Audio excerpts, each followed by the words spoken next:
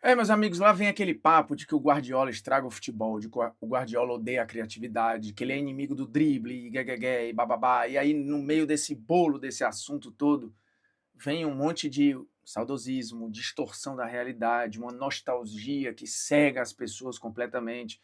Depois da vinheta vocês vão entender do que eu estou falando, porque, de novo, este é o meu assunto preferido.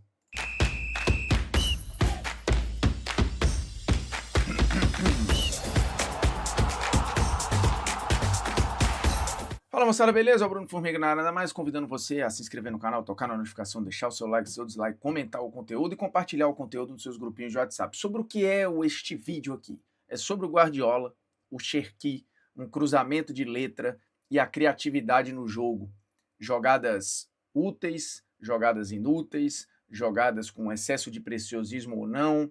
E será se de fato a gente está caminhando para esganar a criatividade do jogo e querer apenas robôs para lá e para cá? É um monte de besteira que a gente escuta há um tempão. Guardiola já foi tratado como um inimigo do drible, o cara que, por conta do jogo posicional, quer jogadores que façam o que ele mandam e que sejam uma...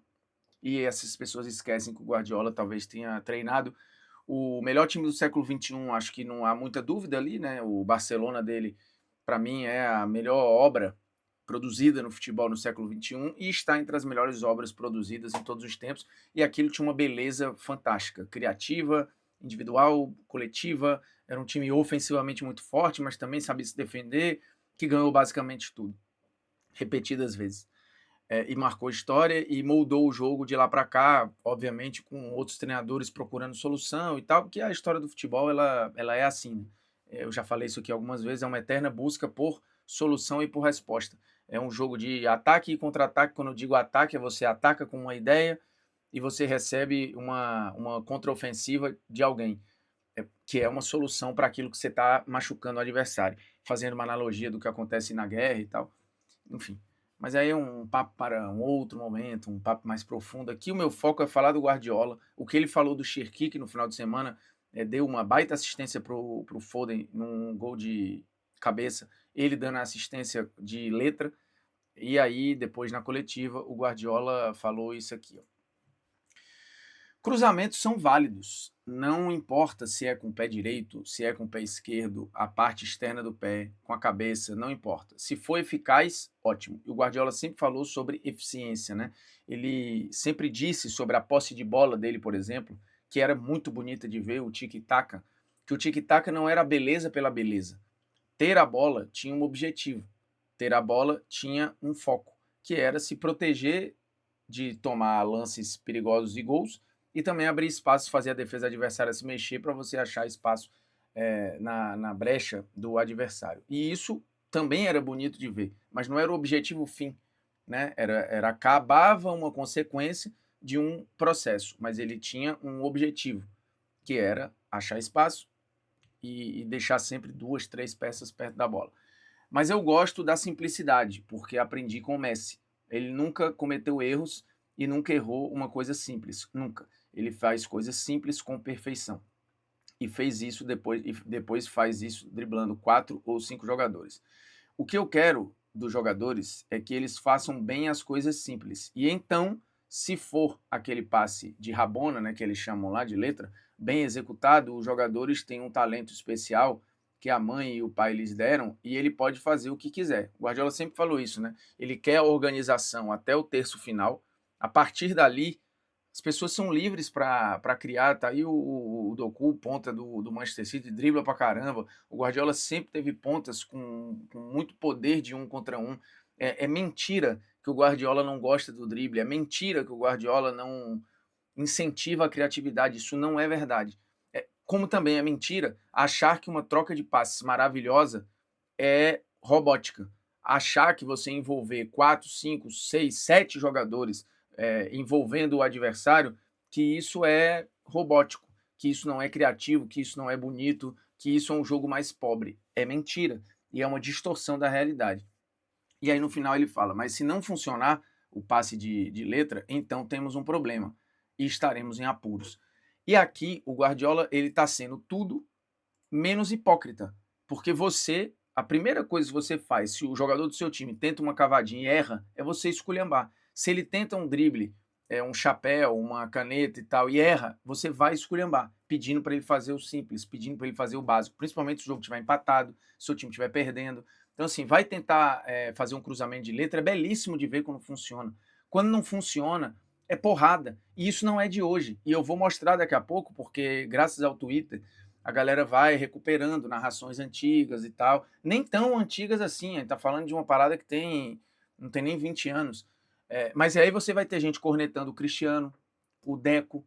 Já teve gente Cristiano. Na final da Copa de 98, por exemplo, o Brasil toma o primeiro gol de escanteio, o gol do Zidane, numa jogada de linha de fundo que o Roberto Carlos, para evitar a bola sair da linha de fundo, ele tenta fazer uma embaixadinha e tirar a bola dali. Ele está meio acuado na bandeirinha. Ele tenta fazer a embaixadinha, ele erra a embaixadinha, perde o controle e gera o escanteio.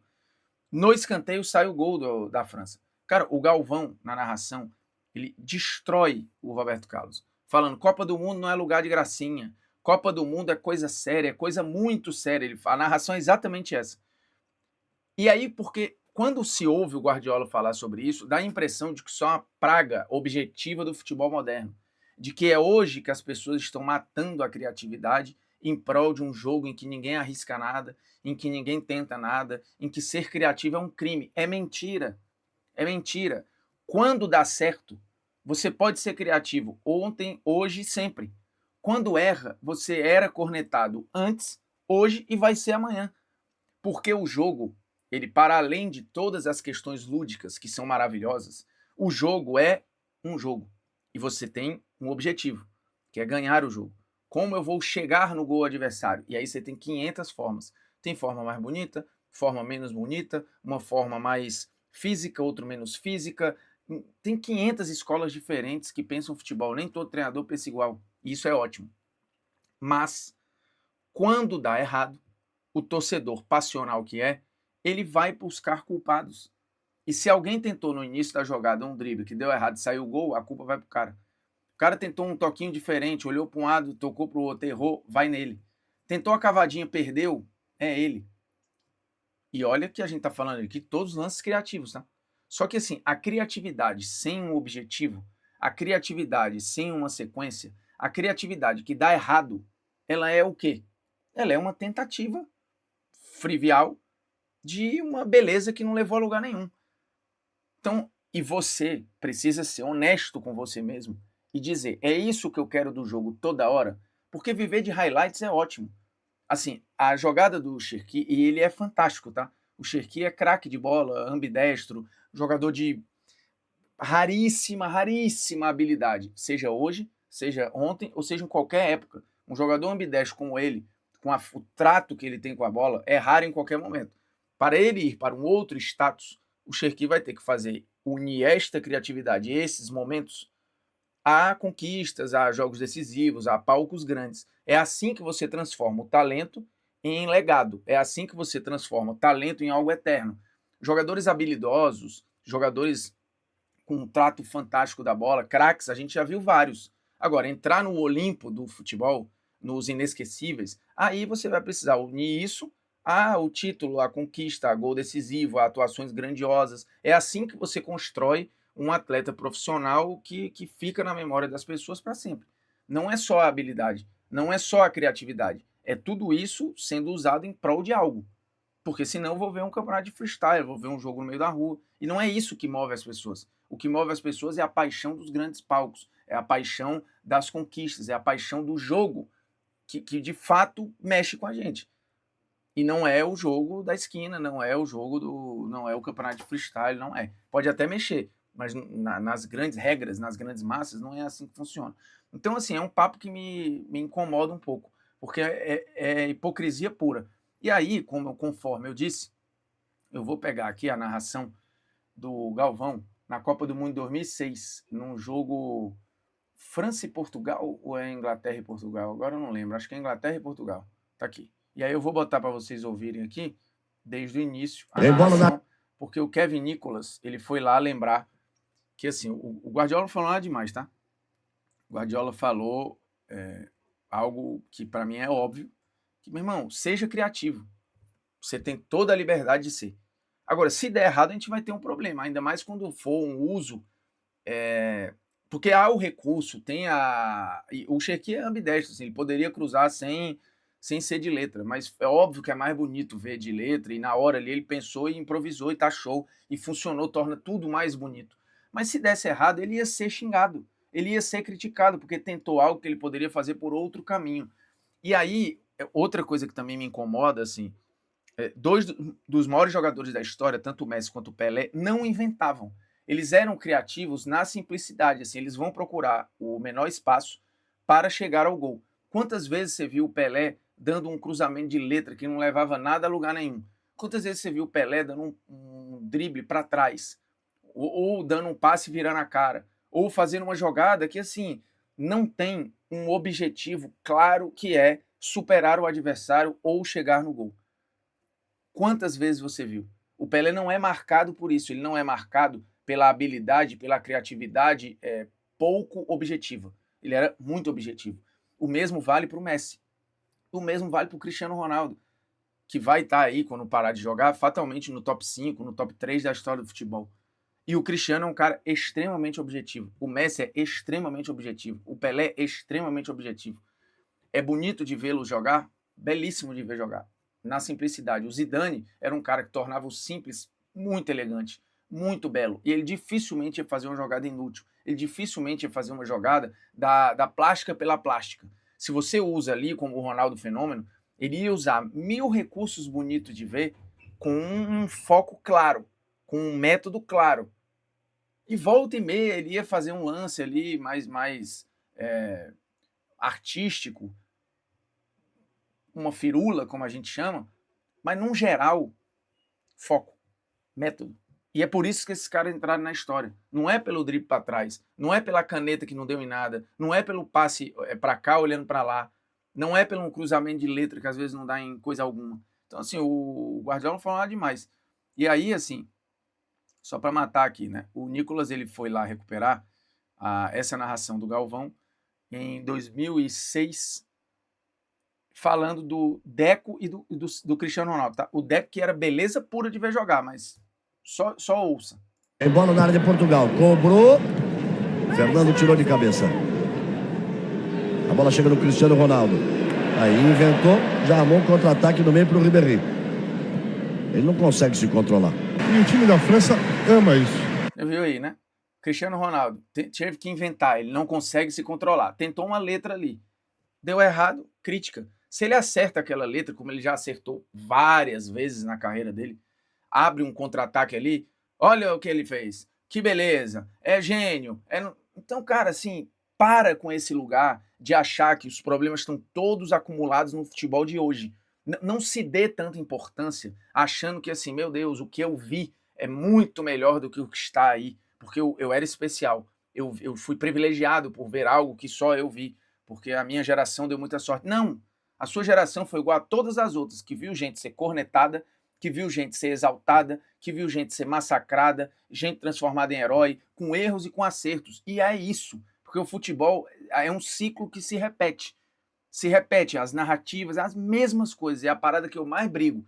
Não é que hoje está tudo lindo. O meu ponto nunca foi esse.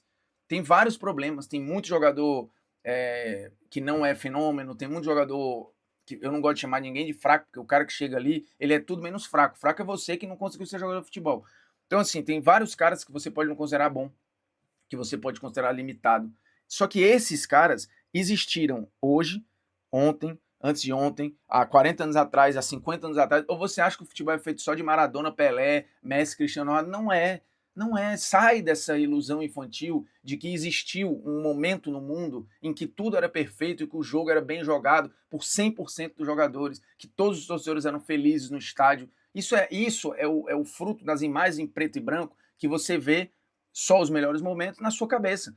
Do mesmo jeito que daqui a 30 anos, quando eu pegar só os melhores momentos de hoje, vão achar a mesma coisa. Como eu vivi os anos 90, os anos 2000, e eu vi e ouvi uma porrada de crítica, uma porrada de gente que hoje parou de jogar, e os melhores momentos, os highlights, transformam tudo, botam a música do Claudinho Bochecha de fundo ali, e fica maravilhoso. E não era ela, não era ela aquela a realidade. Eu fui feliz naquela época, eu fui feliz em 2000, eu fui feliz em 2010, eu sou feliz vendo o jogo agora, porque o meu amor é pelo jogo, não é por uma época em específica, não é por um jogador em específico, é pelo jogo. É isso que eu tento brigar incondicionalmente para ver se... eu não quero convencer, mas eu quero só colocar esse pensamento para fora, porque é desesperador, velho. Ouvir assim... Vamos continuar, porque o Deco ainda vai ser massacrado aqui, tá? 2006, que eu vi esses dias rodando um clipe, 2006, a Copa com a maior reunião de craques da história. Cara, ninguém em 2006 tinha essa percepção. Ninguém falava sobre isso. A seleção de 2006 era pica, mas você tinha um monte de gente começando a carreira ali. O Cristiano estava dando os primeiros passos de estrela mundial ainda, e vários outros. Mas não tinha essa percepção. Aí hoje as pessoas olham para trás, parece os Vingadores chegando ali, ó. Pô, se o senhor fizer isso com a Copa de 94, com a Copa de 70, eu vou passar a mesma mensagem. Vamos seguir. O que o Cristiano Ronaldo fez. Aí o Pauleta. Aí ele trabalha com o Maniche.